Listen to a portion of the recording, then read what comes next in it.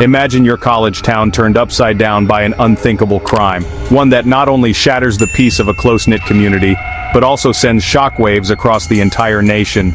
Picture the familiar streets you walk every day, suddenly filled with flashing police lights, news vans, and a sense of fear and uncertainty that lingers in the air. This is not just a story about a crime, it's about the loss of innocence, the search for justice, and the resilience of a community determined to find answers in the face of tragedy. This is the case that still has America searching for answers.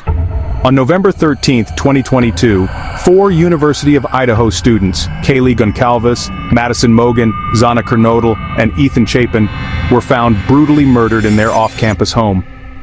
The news of their deaths sent a wave of grief and disbelief through the University of Idaho and the small town of Moscow, Idaho.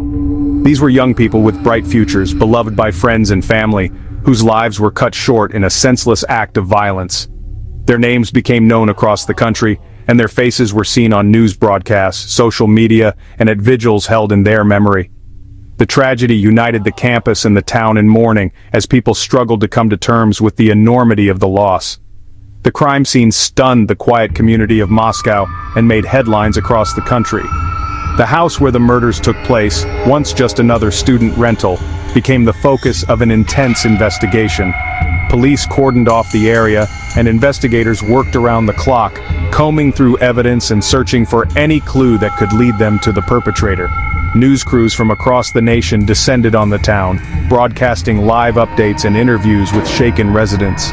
The sense of safety that had defined Moscow was shattered, replaced by anxiety and a desperate need for answers.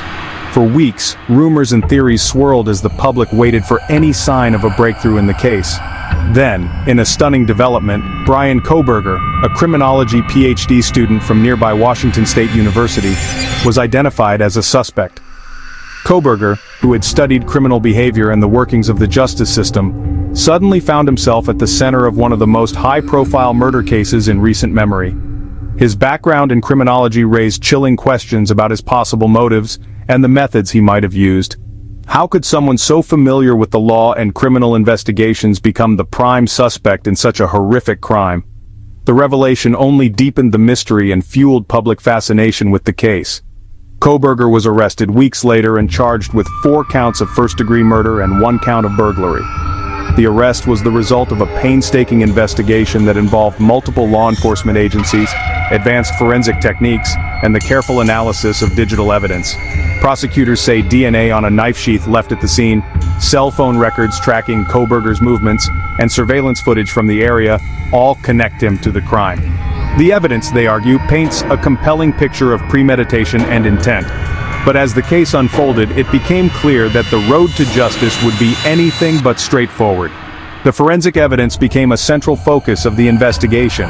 The knife sheath, found near one of the victims, contained a single male DNA profile that investigators say matches Kohberger.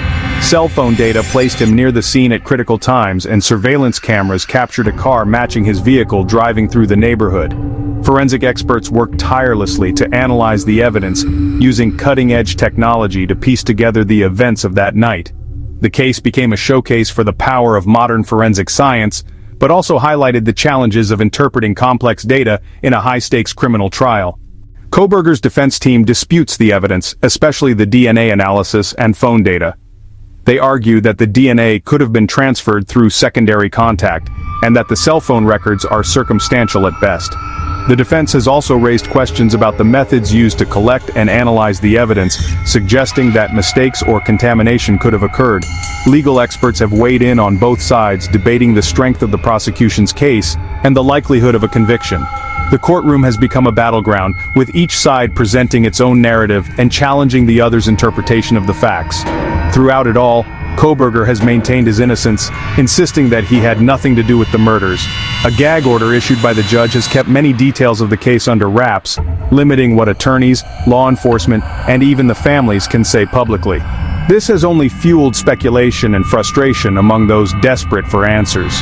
The secrecy surrounding the proceedings has made it difficult for the public to separate fact from rumor, and has added to the sense of uncertainty that hangs over the case. For the families of the victims, the wait for justice has been agonizing as they struggle to understand what happened and why.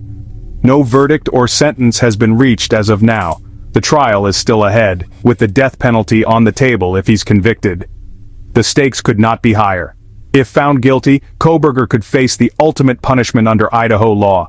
The prospect of a death penalty trial has added another layer of complexity and emotion to an already fraught case. Legal analysts predict a lengthy and contentious trial, with both sides preparing to call expert witnesses, present forensic evidence, and cross-examine key players. The outcome will not only determine Kohberger's fate, but also set a precedent for how similar cases are handled in the future.